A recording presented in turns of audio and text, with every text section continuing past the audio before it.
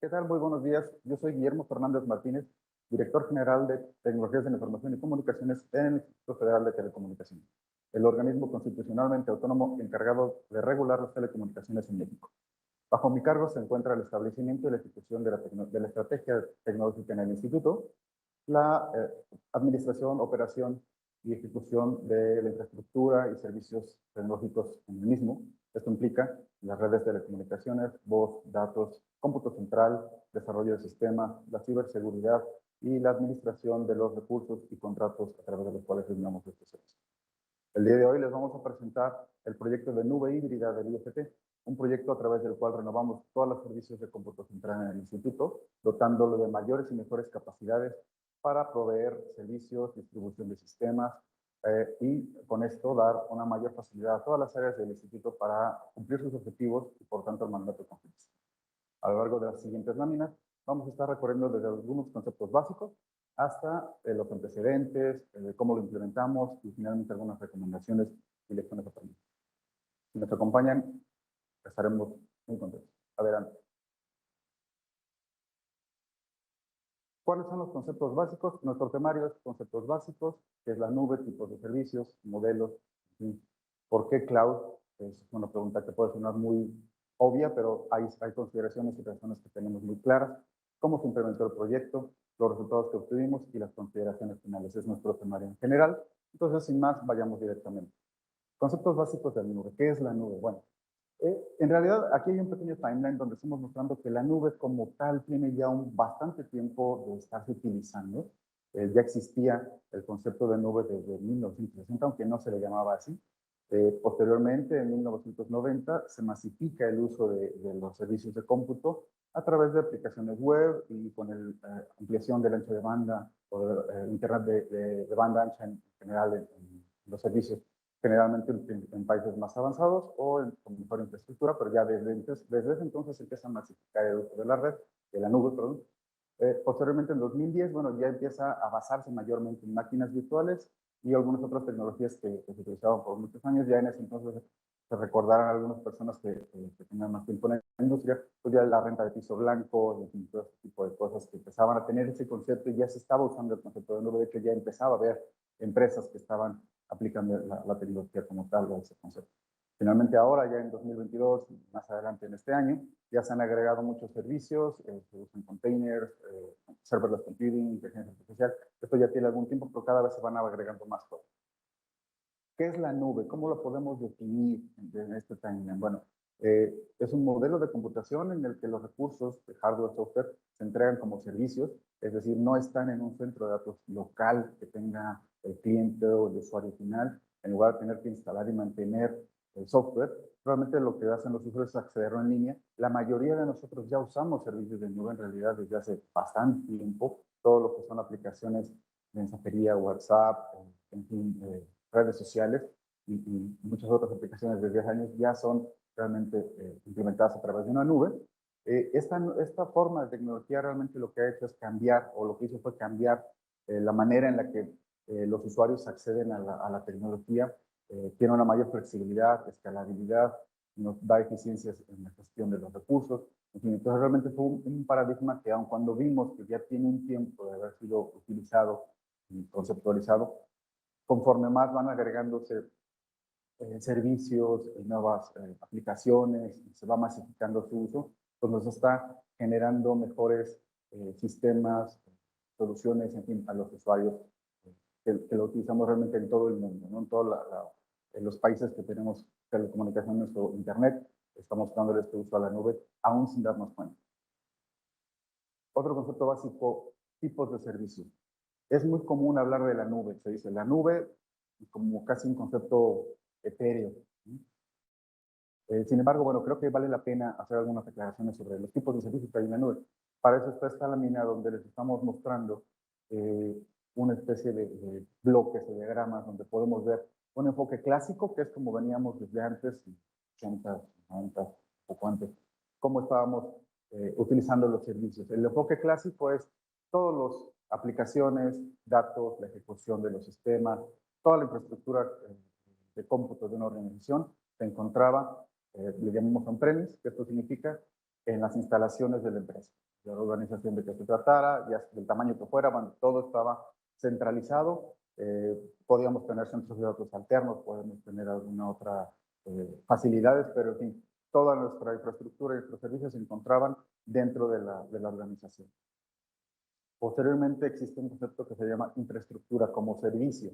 En este caso, lo que se hace es, se contrata un proveedor y el proveedor nos va a brindar los bloques inferiores que están en color azul, que van desde la red, la virtualización, el hardware, la seguridad, algunos conceptos de seguridad, nos lo va a dar de manera remota. Y nosotros lo que vamos a hacer es, en esa infraestructura que nos está dando ya como un servicio, nosotros vamos a montar nuestro sistema operativo, se van a ejecutar los sistemas, vamos a tener nuestras aplicaciones y datos. Todavía pueden recibir de manera local, pero ya tendremos alguna infraestructura, servidores y servicios en las instalaciones de un proveedor. Eso significa que por un lado está la empresa, el centro de datos o centros de datos que pueda tener, y un proveedor que nos está dando este tipo de facilidad. Después de esto viene otra forma, otro tipo de servicio que ya es plataforma como servicio. En el caso anterior, lo que les decía, un proveedor únicamente te da los fierros, como le llamamos, nos da infraestructura, virtualización, si acaso las conexiones de red y hasta allí. Cuando lo queremos como plataforma como servicio, ya lo que vamos a estar haciendo es que no solamente este proveedor nos va a dar todo lo anteriormente mencionado, sino también nos estará dando nuestra plataforma de sistema operativo y la ejecución de nuestros sistemas y servicios que tengamos ahí. En ese caso, lo que nosotros vamos a mantener de manera local probablemente serán nuestras aplicaciones y nuestros datos. Entonces, ahí es otra forma, otra modalidad en la que podemos tener los servicios de nube. Y el siguiente es, digamos, un concepto ya mucho más utilizado y cada vez más ampliamente demandado, que es el software como servicio. En este modo, realmente ya todo, absolutamente, desde las aplicaciones, datos, ejecución, hasta la virtualización de plataformas, está en las instalaciones del proveedor. El cliente ya en este sentido no necesita tener nada, no es que no tenga que tener nada, pero ya no necesita tener nada en sus instalaciones, ya todo lo va a tener el proveedor y va a estar ejecutándose de ese lado. Entonces, aquí podemos ver una evolución desde todo en las instalaciones locales, la infraestructura como servicio, cuando no necesitamos tener los servidores físicos o los fierros, como le llamamos en nuestras instalaciones, se toma como un servicio a un proveedor. La plataforma, cuando ya no solamente son los servidores, sino también la capa de ejecución, el sistema operativo y demás. Y finalmente, cuando tenemos todo, nuestras aplicaciones como un servicio. Un ejemplo clásico, insisto, puede ser un OneDrive, Microsoft 365, las mismas aplicaciones de mensajería, comunicaciones unificadas, en fin. Realmente hay muchas de estas. Todas las apps que manejamos en un celular están realmente ya como un servicio. Es una diferencia aquí también importante, es que ya se paga por lo que se está usando. Por eso es la diferencia. Como servicio ya es contra demanda, ya no es tener la infraestructura física y mantenerla operando en el caso del cliente. Otro concepto básico de aquí viene la nube híbrida. Bueno, habíamos visto ya lo que es la evolución de la nube, su concepto y los diferentes tipos de modos de operación. Vayamos ahora hacia este concepto que les estamos manejando, que les estamos comentando de nube híbrida. Empezar por decir que se maneja la nube pública y nube privada. ¿Qué es una nube pública? Bueno, en este caso, en una nube pública los servicios y recursos están disponibles para que cualquier persona con acceso a Internet los pueda acceder. El proveedor del servicio, el fabricante o el responsable de la app es el que mantiene el control de su infraestructura, lo opera y demás. Y una facilidad que tiene también esta nube pública es que el escalamiento, la escalabilidad de los servicios es relativamente fácil de hacer. ¿Esto qué significa? Que si tenemos una mayor demanda de usuarios que necesiten o quieran usar la aplicación, el sistema o demás, el proveedor del servicio únicamente, esta teoría va a poder incrementar la capacidad de cómputo y no tendrá que sufrir o tener que hacer procesos de compra, administración y demás. Es decir, una empresa contrata en la nube pública y si sus usuarios requieren mayores capacidades, simplemente al proveedor le dirá necesito más capacidad y el proveedor podrá aumentar almacenamiento, procesamiento o demás servicios que se requieran. Entonces, esto es la escalabilidad que tiene. ¿Cuál es también otra situación de la nube pública? Toda la información, la infraestructura servicios se encuentran en el proveedor, no están en las instalaciones del cliente o de la organización. En el caso de una nube privada, la nube privada es realmente una forma en la que podemos llamar a un centro de datos local, tradicional, digamos, pero con la implementación de los servidores en forma de nube. ¿Qué significa esto? Que bajo demanda se pueden gestionar, se pueden generar nuevos servicios, servidores, bases de datos, etcétera. Y ahí es donde podrá la organización administrar sus recursos localmente. Esto es importante. La infraestructura tecnológica en un esquema de nube privada se encuentra dentro de la organización. Los recursos están dirigidos por el personal de la organización. La ventaja que tiene es que se puede personalizar al 100% todos los recursos. En teoría se tienen mejores controles de seguridad, aunque la verdad es que también en una nube pública se tienen muy buenos controles de seguridad sabiendo implementarlos. Y bueno, sí es importante que en un esquema de nube privada se requiere que el mantenimiento y el personal que tenga la organización es un personal profesional del centro de datos, operación, toda la parte de sobrevivencia de un centro de datos, aire acondicionado, en fin, todo es un esquema tradicional. Se le llama nube privada porque la forma en la que se implementa es, lógicamente, en la plataforma de administración se pueden proveer, generar máquinas virtuales, se pueden generar, les decía, servidores, servicios y demás, pero está localmente. ¿Qué es la nube híbrida? Bueno, es una combinación de privada y pública. La responsabilidad se comparte en los dos, proveedor y organización. Una nube híbrida brinda ambas ventajas de la nube privada y la nube pública, del control de la nube privada sobre los sistemas y datos confidenciales que pueda tener la organización, y también nos da la flexibilidad para operar y tener demanda variable de aplicaciones que pueda tener una institución o una empresa. Esto es un esquema cada vez más común, de hecho es lo más normal, yo diría, en situaciones de medianas a grandes, tener información o sistemas de manera local. Lo van a estar operando, van a estar trabajando, pero empiezan a subir cosas a la nube. ¿Qué cosas se pueden subir a la nube? Lo vamos a ver a continuación, durante la presentación, pero típicamente les decía ya servicios de mensajería, herramientas de colaboración, por ejemplo, si usan herramientas de ofimática libres o incluso de paga, de suscripción, ya estamos usando toda esa infraestructura, todo ese poder de cómputo en una nube pública, y sin embargo, si tienen sus respaldos, sus bases de datos, sus sistemas locales, eso estará en su centro de datos local, ahí tienen una nube privada.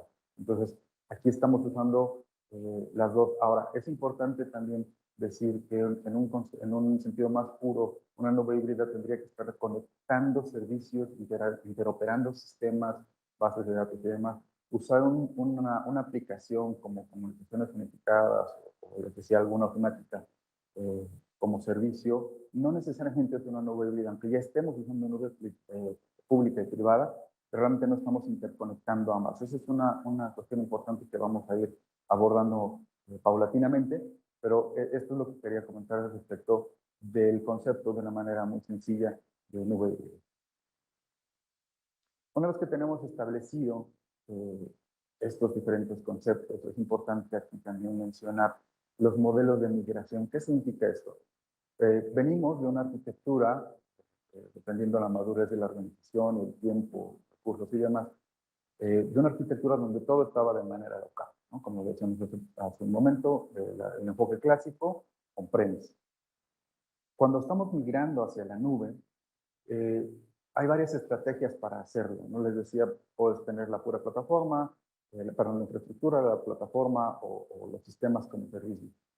El enfoque que le demos, qué nos vamos a llevar, cómo nos lo vamos a llevar, se puede definir o se puede marcar en tres formas sencillas de conceptualizarlo.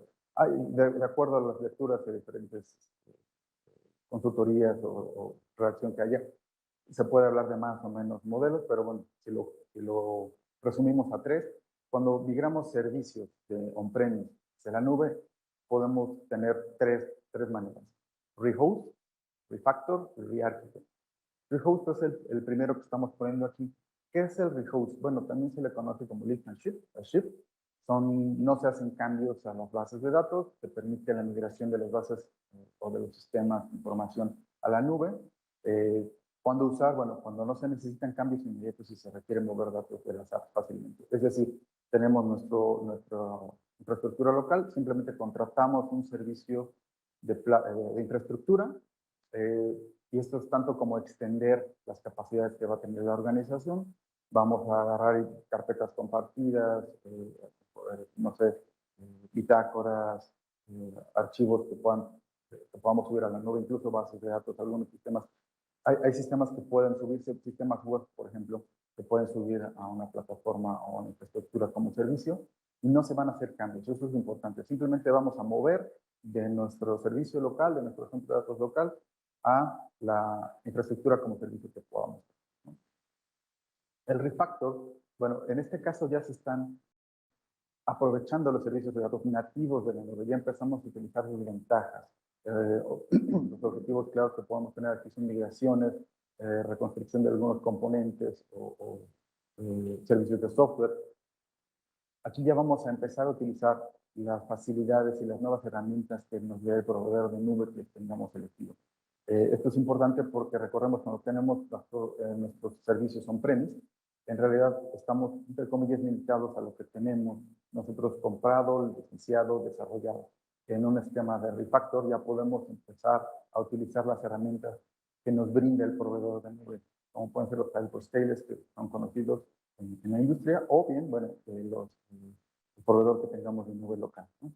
¿Cuándo lo podemos utilizar? Bueno, cuando nuestras aplicaciones y estructura de datos se pueden reempacar fácilmente en la nube. Esto es bien importante porque muchas veces cuando uno se está moviendo a la nube y viene de sistemas on-premise, uno piensa que es muy sencillo utilizar o mover un sistema a la nube. Eso puede ser sencillo de implementar, para eso está el repose, pero si queremos realmente optimizar el uso, ya emplear, les decía, nuevas herramientas, capacidades, servicios, alta disponibilidad y demás, es importante tener claro si se va a requerir una portabilidad del código, si es fácil o no, qué tanta capacidad tenemos para migrar la información y sistemas, ya es empezar a utilizar estas facilidades, estas características que tiene el refactor. No es una migración completa, vamos a utilizar algunas partes nada más.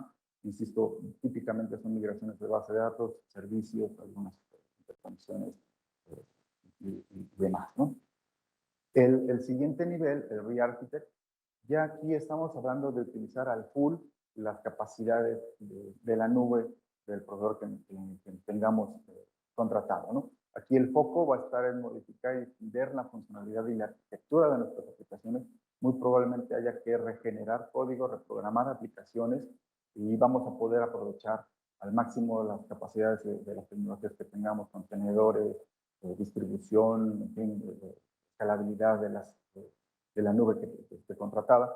¿Cuándo lo podemos hacer? Cuando las aplicaciones y la estructura de datos se necesiten revisiones mayores y determinemos que sí es importante y necesario y posible generar una nueva versión de nuestra aplicación y tengamos esta oportunidad de crear nuevamente o rearquitecturar nuestro ecosistema de aplicativos.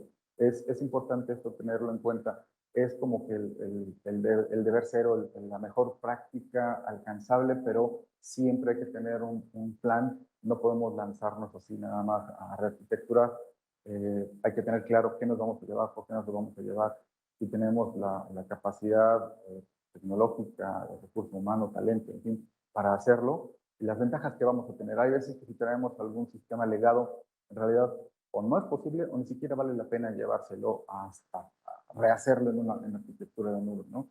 En ese caso pudiera quedarse en un reloj o incluso dejarlo en nuestro ambiente local. No tenemos por qué forzosamente todo llevarlo a la nube. Creo que eso también es un mito que es importante tener claro. Ahora, explicaos estos conceptos. ¿Por qué cloud? ¿Qué consideraciones nosotros creemos que vale la pena tener para definir y diseñar un proyecto de migración hacia la nube? Lo primero, y creo que es de lo más importante que cualquier organización debe hacer para implementar y para siquiera conseguir empezar a aplicar este tipo de proyectos, es conocer tu situación actual.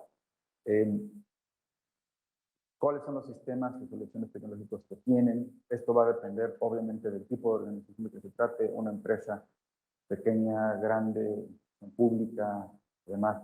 Es Parece una obviedad, pero realmente es sumamente importante tener claro nuestro ecosistema de servicios y tecnología que tenga la institución. ¿Qué sistemas, soluciones tecnológicas utilizamos, licenciamientos, capacidades, tiempo de vida del equipo, en fin, toda esta situación en la que se encuentre la organización o la empresa, ¿no? También vital conocer la estrategia y objetivos principales de la organización. Nosotros podemos implementar proyectos de TI muy innovadores, muy importantes, pero si no están enfocados a darle un mejor servicio, cumplir objetivos, estrategias de la organización, rentabilidad para empresas privadas o estrategias, mandatos constitucionales en organismos públicos, servicio a las audiencias, a la ciudadanía, realmente pues no estarán generando un valor más allá de una renovación tecnológica que puede ser necesaria, puede ser incluso indispensable en algunos casos, como podrá ver más adelante, pero sí es vital y como una forma de garantizar el éxito de este tipo de proyectos, pues que tenga desde un principio clara la estrategia y objetivos de la organización, hacia dónde vamos, qué vamos a requerir, qué es lo que están pidiendo las áreas de negocio o las áreas sustantivas, tenerlo claro o al menos esta visión de hacia dónde vamos a estarnos dirigiendo y entonces ahí vamos armando esta eh, combinación de conocimiento, ¿no?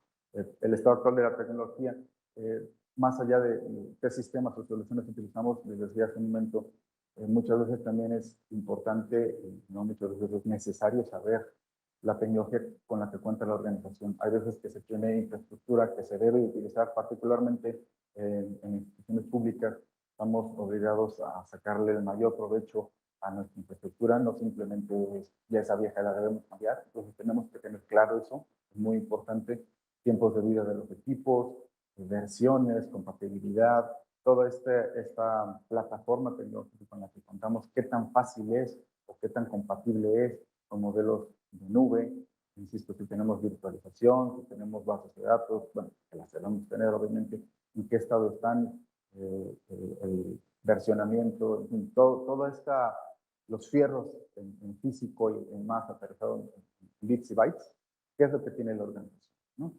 Luego, el personal de TIC, en lo que contamos, es importantísimo que cuando estemos conceptualizando y pensando en migrar este tipo de proyectos y de infraestructura, tengamos claro el personal interno con el que contamos, los proveedores con los que contamos, los conocimientos y la experiencia que tengan estos proveedores y este personal.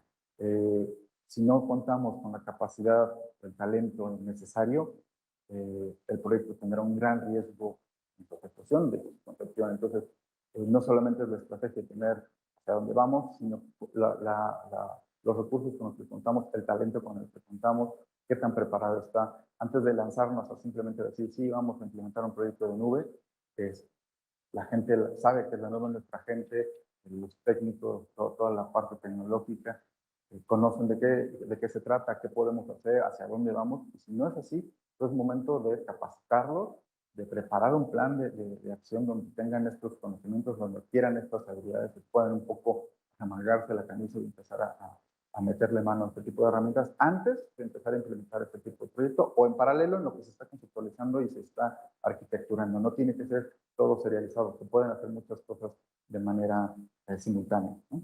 Los proveedores también es bien importante saber con qué proveedores tenemos, qué experiencia tienen los proveedores, si será necesario contratar nuevos. En fin, esto es también parte de las consideraciones que necesitamos tener. Eh, Particularmente para instituciones públicas, el marco legal aplicable. Existe la ley de protección de datos personales en protección de sujetos obligados, existe la misma ley para la parte pública y privada. Es importante tenerlo bien claro, las restricciones que pueda tener la institución pública de que se trate, dependiendo del orden federal, estatal, municipal, en fin, pueda tener, cuáles son las restricciones que existen o los marcos bajo los que se debe de regir para compras, adquisiciones de servicios, manejo de información. Algo bien importante aquí también es el manejo de datos personales, es tener claro los datos que tienes, si hay datos sensibles, no solamente datos personales, pero hay un enfoque específico para datos personales, y lo vamos a ver un poquito más adelante también, pero es bien importante tener claro, como empresa privada también, si vas a tener datos de tus clientes, bueno, tienes que tener esa claridad de qué datos tienes, cuánto tiempo los vas a mantener, etc. Las leyes aplicables, si vas a tener un proveedor de nube de otro país, también es recomendable tener claridad de estas redes que existan, de estas redes, estas leyes que existan. También puede haber, dependiendo de las herramientas que vayas a utilizar, si vas a utilizar firma electrónica, servicios, etcétera, todo este marco legal que pueda tener. Y finalmente, marcos de trabajo, guías y estándares de la industria, ya no son marcos legales necesariamente, pero sí son marcos, guías que nos ayudan a implementar de una mejor manera un proyecto de nube, de administrar el proyecto, de garantizar, o al menos procurar en el mayor grado posible la seguridad de la misma. Ahí están algunos marcos de estándares de referencia. Aquí es importante puntualizar que todas las organizaciones pueden y deben aprovechar los beneficios de la nube independientemente del tamaño e industria de recursos que tengan. Más consideraciones en el diseño de un plan de nube. ¿Qué es lo que tendríamos que tener para establecer ya un plan de implementación? A la hora de ya estar aterrizando en papel o en un Canvas nuestro proyecto. Ya que tenemos la claridad de lo que platicábamos anteriormente, lo primero es priorizar en nuestra experiencia, ¿no? ¿Qué es lo que nos vamos a llevar? ¿Nuevos servicios? Podemos decir, sí, vámonos por nuevas aplicaciones, nuevos servicios o sistemas legados. Va a depender de las estrategias que estemos buscando, de qué es lo que vayamos a migrar primero, el tipo de información. Es vital que tengamos claro y no simplemente lanzar el proyecto y no saber qué es lo que nos vamos a llevar primero. Es tener esta nitidez, nuevos servicios o sistemas legados, y dependiendo de ello puede ser un lift and shift como decíamos hace un momento, en un sistema tradicional, simplemente un pre-host, o pues, nuevos servicios, entonces ellos estarán en otra calidad, en otra arquitectura de migración, ¿no? ¿Dónde se encuentran nuestros usuarios? Dependiendo de nuevo la organización de que se trate, pues pueden ser que estemos sirviendo a usuarios locales en los edificios de la institución o a la ciudadanía, o que los usuarios ya se encuentran en el teletrabajo, están en sus casas. Es importante esto porque hay implicaciones o hay consideraciones importantes a tener cuando estamos distribuyendo sistemas y servicios. Si van a estar localmente y los sistemas están localmente, bueno, podemos tener algunas consideraciones de seguridad, etcétera. Cuando están de manera remota, bueno, también es importante tenerlo claro. La estrategia de datos, eso es bien importante, disciplinada en el núcleo, flexible en el sistema. ¿Qué significa esto? Que estamos pensando que vamos a tener nuestros datos concentrados en alguna fuente, ya sea local o en nuestra nube, pero en los extremos debemos tener claro que hay diferentes fuentes de información, desde datos estructurados, no estructurados, redes sociales, en el caso de que así se quiera, si nos llegamos de información externa. Las fuentes de datos pueden ser de diferentes naturalezas, periodicidades, incluso naturaleza, ¿no? Entonces, ahí debemos estar abiertos a una gran variedad de fuentes de información. Estará concentrada, controlada, explotada en una forma disciplinada en nuestro centro de datos o en nuestra nube. Y hacia los usuarios debe ser flexible también el consumo. La capacidad que nos da una herramienta de nube, que puedan los usuarios realmente en autoservicio, de herramientas de analítica de negocios, sistemas, descarga, datos abiertos, etc. Entonces, en los extremos los datos deben ser flexibles, podemos tener que traerlos y explotarlos de diferente forma, pero en nuestra infraestructura hay que tenerlos controlados. Tenemos que tener claridad en los niveles de servicio que se esperan, desde los tiempos, tiempo de respuesta, tipo de respuesta, capacidades que tenemos que tener disponibles. Establecer que la responsabilidad es compartida de la implementación del proyecto. ¿Esto qué quiere decir?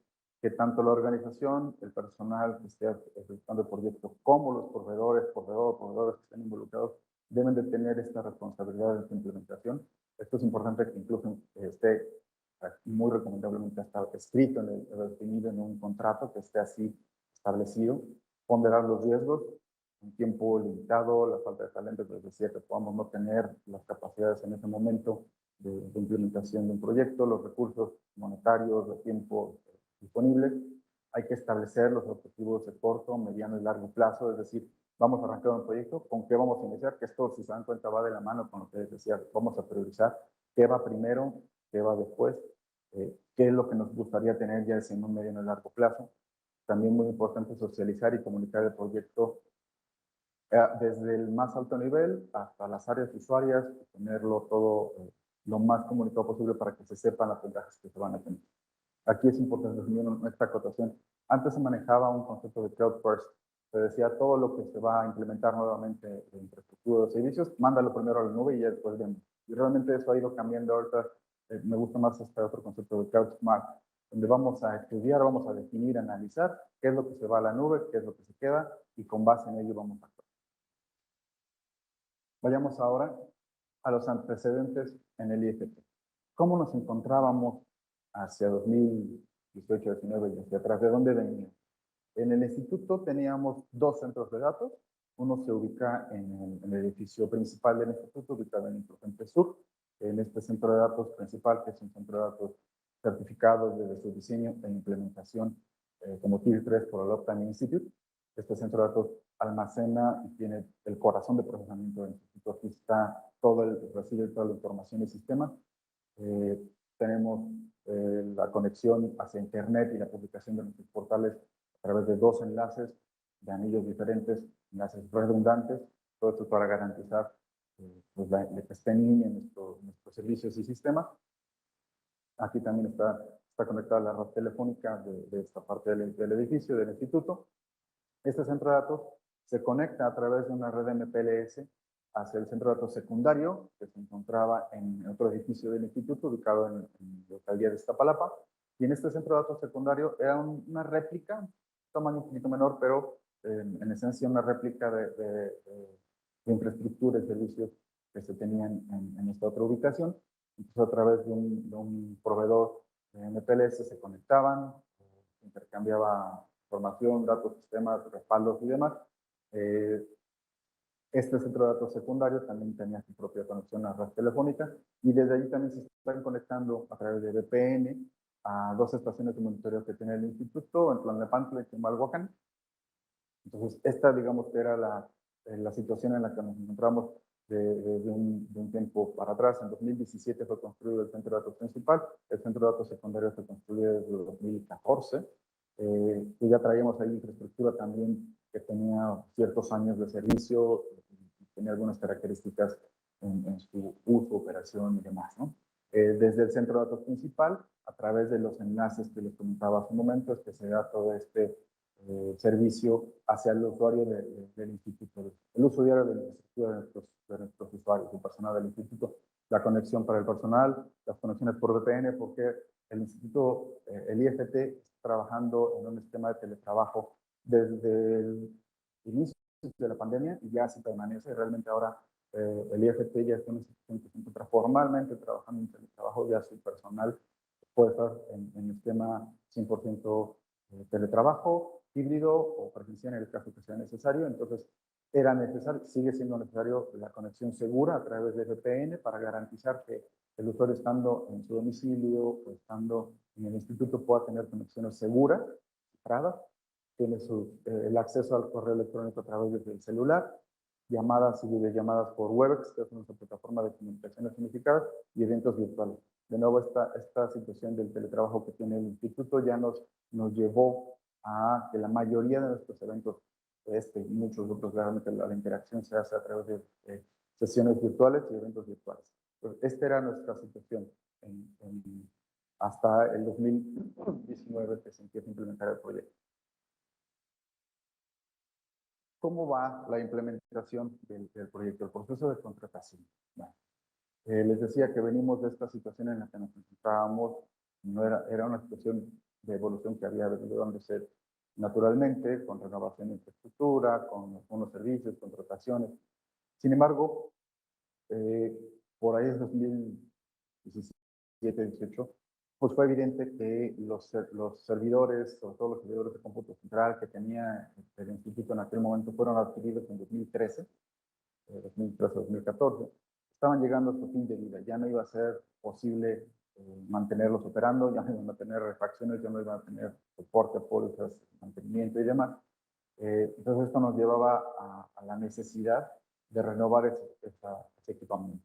era importante tenerlo claro y establecer una estrategia para implementar este cambio. Entonces, el proyecto como idea, como necesidad tecnológica nace eh, desde 2018-19, se concreta en 2 años desde su concepción, ahorita lo vamos a ir viendo. ¿Por qué? Pues porque les decía, no nada más era la infraestructura de cómputo central que se tenía, era toda una serie y era un ecosistema de servicios, de redes, ciberseguridad, el cambio, simplemente la pandemia vino a acelerar algunas cosas y a rearquitecturar algunas otras. Entonces fue importante tener todo este contexto en cuenta para el tiempo que está tomando la implementación de este contrato. ¿Qué es lo que, cómo se realizó? Recordamos, somos una institución pública, un organismo constitucionalmente autónomo, pero finalmente somos una organización pública. Se hizo bajo las normas y las leyes, los lineamientos que nos rigen, estamos obligados a aplicar. Se hizo una licitación pública nacional que tomó bastante tiempo poder armar todo lo que le llamamos el paquete de contratación. Un trabajo arduo que realizó todo el equipo, en particular la parte de infraestructura, pero tuvo mucho que ver también la parte de ciberseguridad, contrataciones, fue un trabajo en conjunto que se encabeza por la parte de infraestructura, pero fue un trabajo de toda del área de administración. Para esta licitación pública nacional hubo participación de empresas nacionales e internacionales. Algo muy importante es que en este tipo de procesos debe haber una libre participación, debe haber un número determinado de empresas que puedan dar el servicio que estamos pidiendo. Entonces, se hizo, las prebases se publicaron en el sistema Compranet, se publicitó, se socializó en la industria el proyecto, recibimos comentarios de la industria, que sí, que no, que nos recomendaban. Aquí es bien importante y por eso les decía de la capacidad, la capacitación y conocimiento de la gente que esté encabezando el proyecto. Cuando tú sacas un proyecto a prebase, la industria te da sus recomendaciones, sus comentarios, pero también puede ir, obviamente, buscando un cierto enfoque que son los servicios que ellos ven. Entonces es muy importante que la gente que está aterrizando el proyecto tenga esa capacidad y ese tino de elegir y hacer eco sobre los comentarios y sobre las recomendaciones que beneficien a la institución. El proyecto debe ser agnóstico, esa es la naturaleza, incluso cuando vamos a salir a una licitación pública nacional, no estábamos buscando marcas específicas, salvo algunas que ya teníamos muy claro porque eran licenciamientos propiedad del instituto y no había manera de cambiarlas, pero fuera de ello realmente el proyecto fue pensado y conceptualizado de manera agnóstica. Entonces, el proceso de licitación y esta participación de las empresas así lo estaban determinando y así se buscó. Importante resaltar también que como institución pública y dentro del proceso de licitación tenemos algo que se le llama testigo social, una figura que es un apoyo que va a estar dando fe y nos va a estar acompañando en todo el proceso de licitación para asegurar y de nuevo constatar que el proceso fue realizado conforme a las leyes, las normas, los lineamientos que nos rigen y de esta manera también asegurar al interior y hacia el exterior, hacia la industria, hacia la ciudadanía, hacia cualquier organismo que lo revise, que el proyecto fue ejecutado en la parte administrativa de manera adecuada, correcta, con las mejores prácticas que están definidas para ello. Algo también importante aquí es un tip que les podemos pasar. Cuando hablábamos de nube, había mucho esta preocupación, ¿no? De, oye, es que si gana algún hyperscaler y tiene datos del instituto o tiene datos sensibles, pues sabemos que el gobierno, en este caso de Estados Unidos, puede pedir la información y puede acceder a ella, ¿no? Entonces, es importante aquí tener claro que si van a usar este tipo de servicios, les decía en marcos legales, hay una ley en Estados Unidos que se llama Ley de Declaración de Uso Legal de Datos en el Extranjero, que es CLOUD, por sus siglas en inglés. Esta ley, y ahí está referida abajo la página de Amazon donde la pueden acceder, pero está obviamente pública y tenemos la referencia que nosotros utilizamos. Esta ley lo que define es que una institución o una empresa que provee servicios de nube pública en Estados Unidos y que se le requiere información por parte del gobierno del país, está obligada a dar notificación inmediata al cliente y va a pasar un cierto tiempo en lo que realmente se pueda tener el acceso.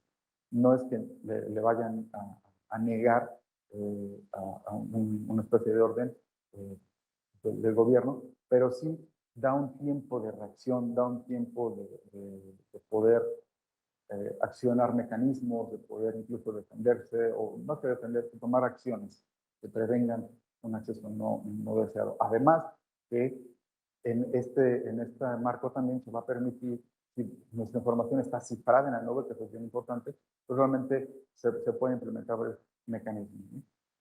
Fue muy importante a la hora de conceptualizar el proyecto, lo que les decía ya, tener claros los sistemas, bases de datos que nos vamos a estar llevando hacia la nube, cómo vamos a integrar los servicios. Es bien importante esto también, la integración de los servicios con nuestras redes y enlaces de ciberseguridad. Es decir, el proyecto de nube híbrida no va solo, tiene que ir considerando los otros elementos que están haciendo funcionar todos los servicios en el instituto, redes, enlaces, ciberseguridad, etc. Los componentes de nuestro contrato van desde infraestructura de procesamiento, que ya servidores hiperconvergentes, red de almacenamiento, virtualización, respaldos, la nube pública, que en este caso el integrador que ganó la propuesta llevó como parte de la misma a Amazon Web Services. Nuestro correo electrónico, que ya está en el sistema híbrido, hay una parte local, hay una parte en la nube, que esto es incluso en la nube de Azure, y ahorita vamos a ver un poco más de cómo queda la arquitectura final.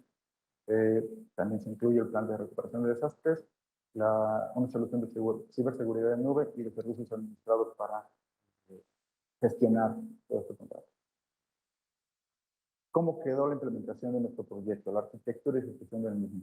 Lo que estamos viendo aquí ya es el resumen recordarán cómo veníamos en algunas láminas anteriores de un solo centro de datos, bueno, un centro de datos principal y un centro de datos secundario.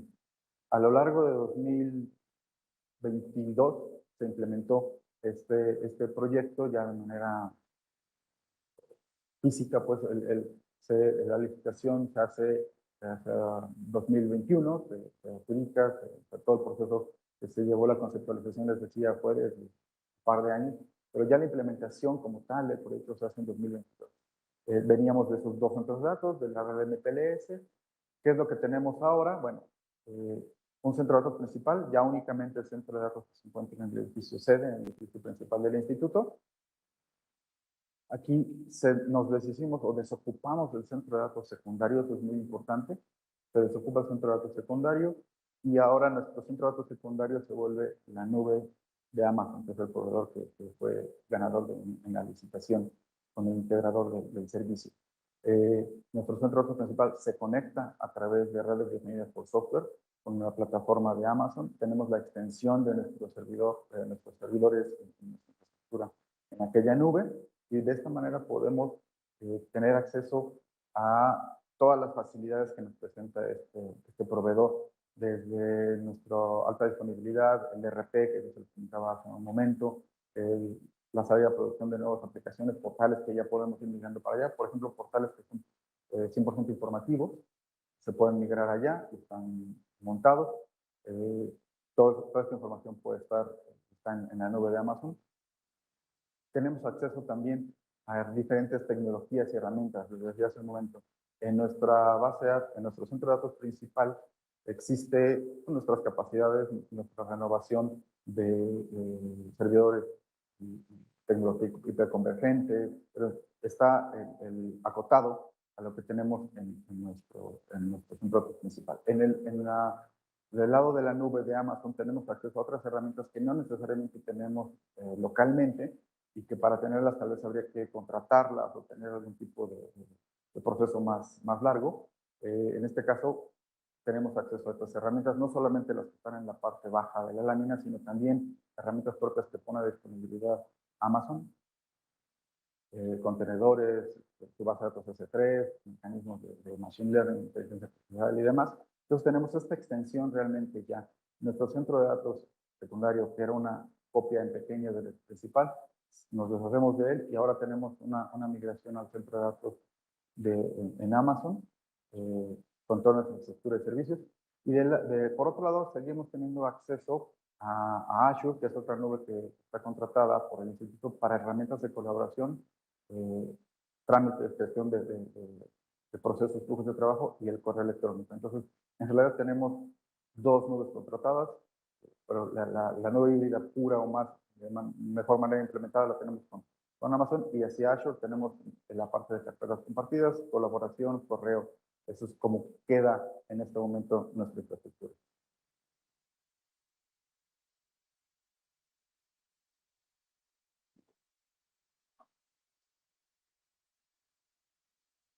Vamos ahora a un análisis de costos.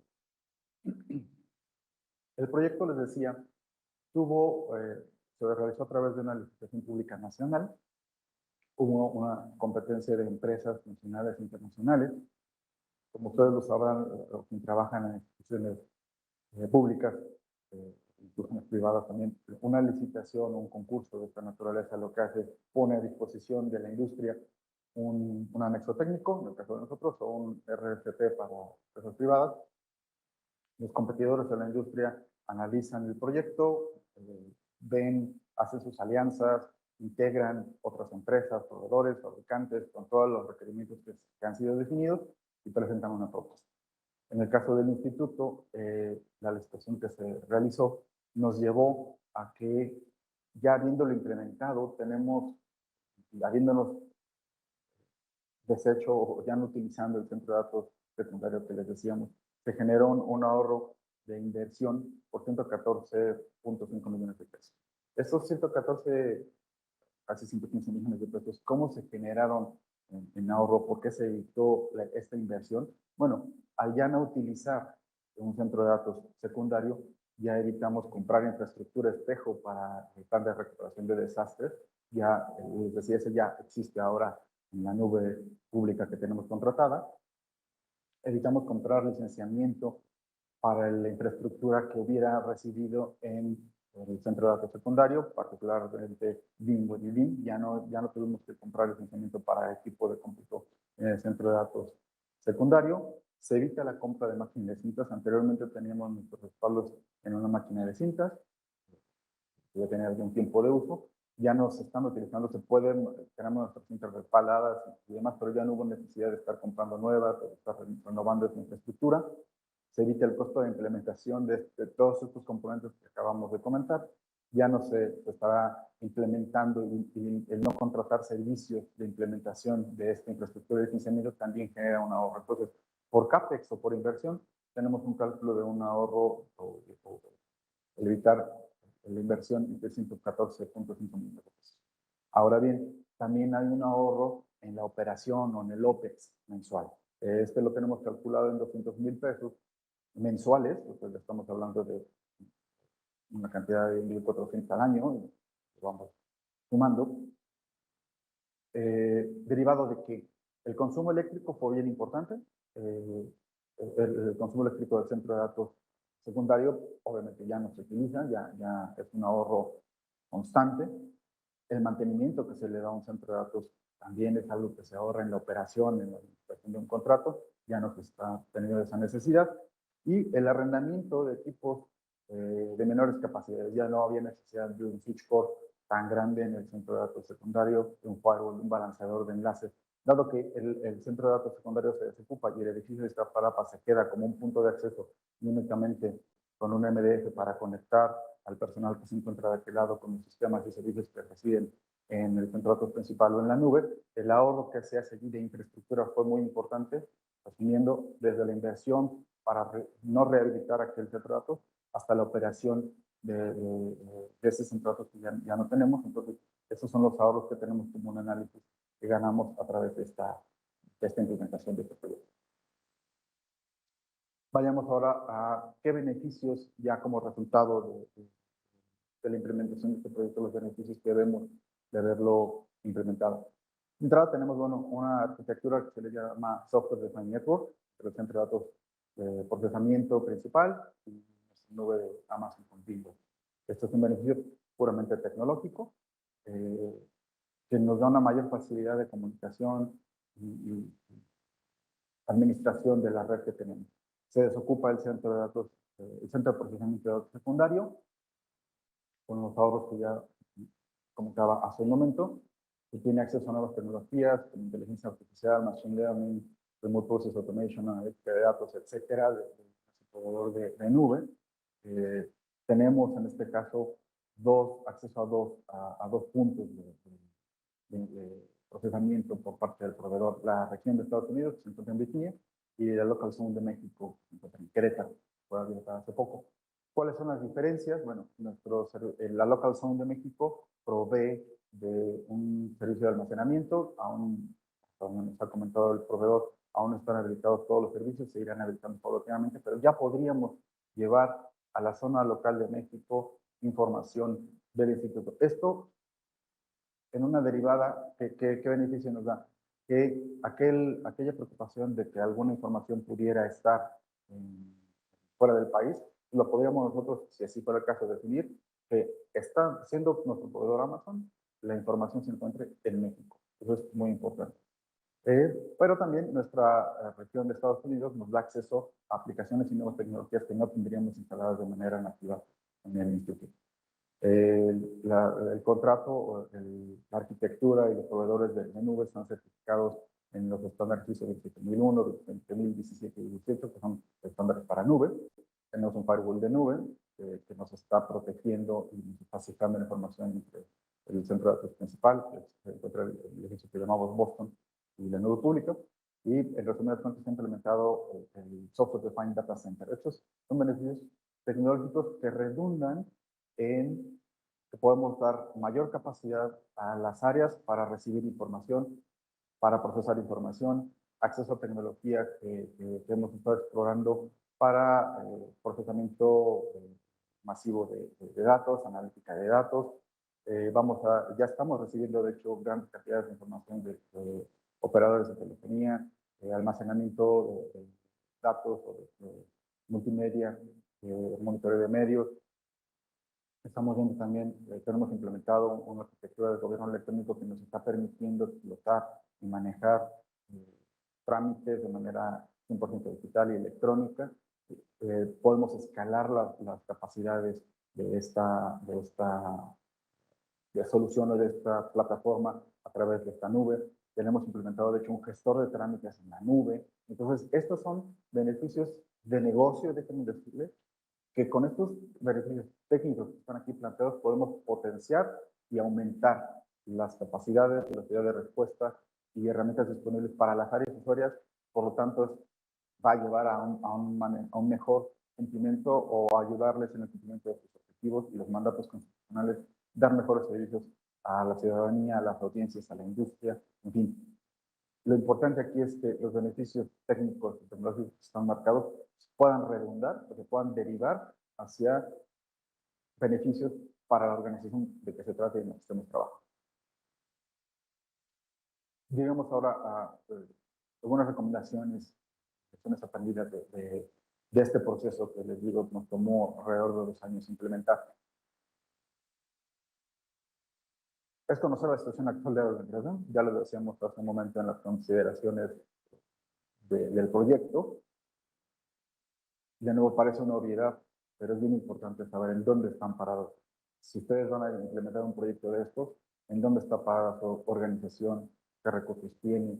Si a ustedes les interesa, son dueños o van a impulsar un proyecto de estos, lo mismo, qué equipo tienen, el tamaño de la empresa, de la organización, cuál es la situación en la que se encuentra. La alineación, ya que hablamos para conceptualizar este proyecto, es vital. La implementación o el planteamiento de un proyecto de esta naturaleza esté alineado con los objetivos de la empresa o de la organización de que se trate. Reiterar, no se trata solamente de comprar nuevo equipo, tener nuevas soluciones. Hay que tener la visión de por qué necesitamos esas soluciones, qué recursos tenemos, qué beneficio nos va a dar, cuál es el retorno de inversión, si es el caso en las instituciones privadas, cuáles son los servicios o los beneficios o las estrategias que vamos a estar cumpliendo en casos privadas y públicas.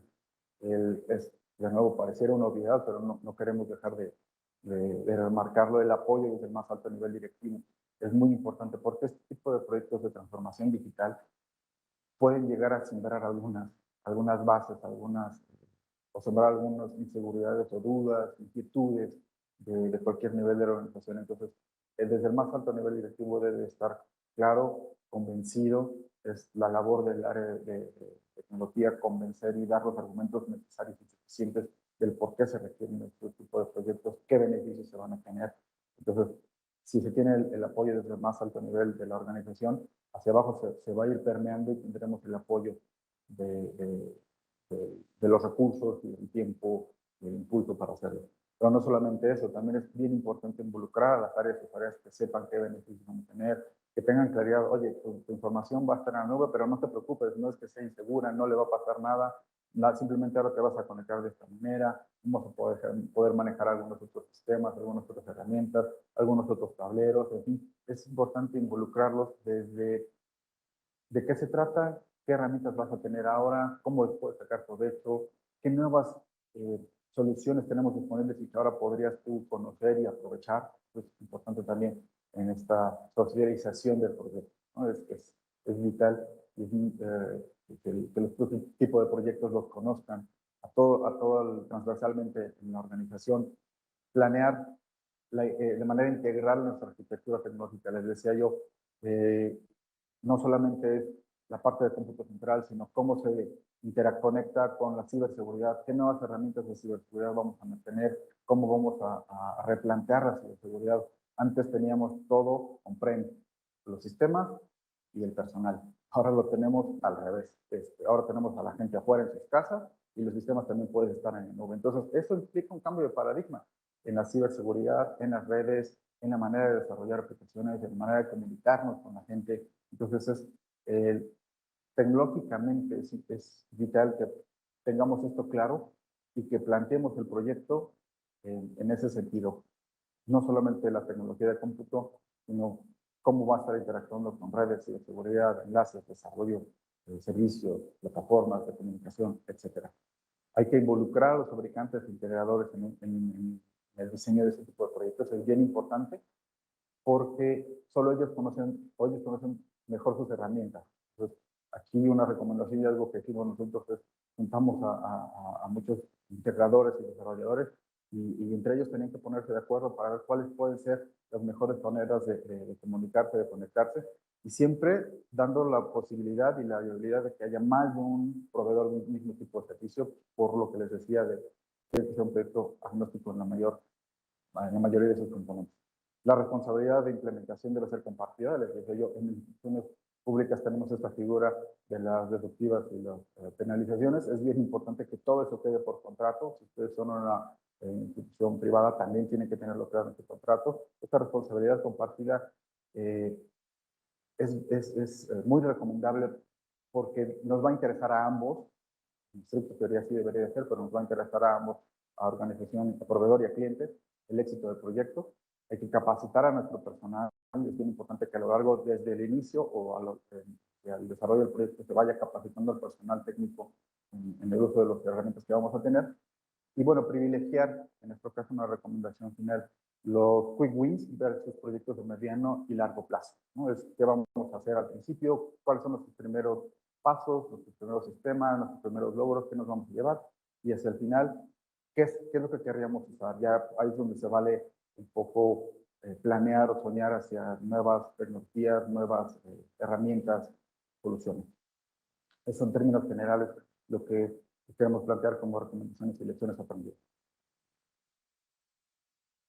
Por nuestro lado sería todo. Les agradezco mucho su tiempo, el espacio que se han dado de conocernos. Quedamos abiertos a sus dudas, inquietudes que puedan tener. Ahí se encuentra a la vista el correo electrónico desde donde nos pueden mandar, insisto, dudas, alguna inquietud, consultas. Con gusto les estaremos respondiendo por esta vía. Y los invitamos a conocer un sitio web que publicamos, se llama nubehíbrida.ift.org.mx.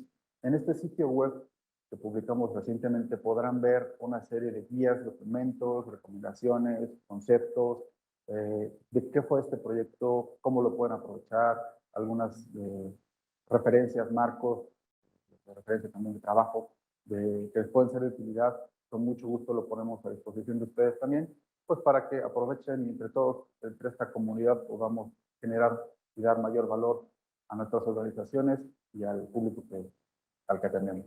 Sin más, muchas gracias. Buenos días. Instituto Federal de Telecomunicaciones.